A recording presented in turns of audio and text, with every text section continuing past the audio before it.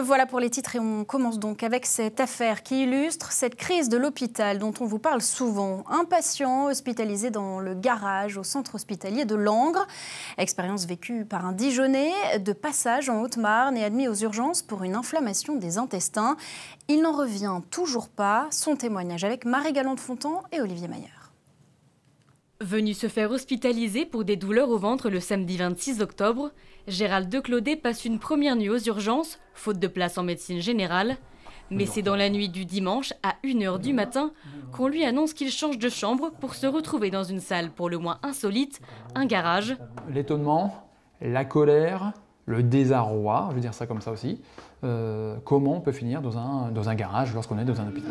Apparemment c'est récurrent. C'est récurrent lorsque les urgences sont pleines et que dans les étages il y a également, on va dire, plus de place, quoi. Comme vous pouvez le voir sur ces images amateurs tournées en janvier 2023, ce patient a dû partager sa chambre avec 7 autres personnes sur ce sol en béton. La situation n'est pas nouvelle pour Karina Poinceau, urgentiste à l'hôpital. C'est devenu son quotidien. Depuis plus d'1 an et demi, il est utilisé pour placer les patients, puisque nous n'avons pas assez de place pour hospitaliser les patients suite à la fermeture de plusieurs lits sur l'établissement. En tout, ce sont 20 lits qui ont été supprimés. Alors pour pallier ce manque, le personnel hospitalier a dû s'adapter. 8 lits en salle d'examen, 4 aux urgences et 8 dans ce parking. Le problème, ce n'est pas le garage en soi, mais bien le manque de moyens alloués à l'hôpital, ce qui a poussé le chef de service à démissionner il y a un mois. L'ARS qui avait demandé, qui avait fait une injonction à la direction pour transformer le garage en service d'hospitalisation.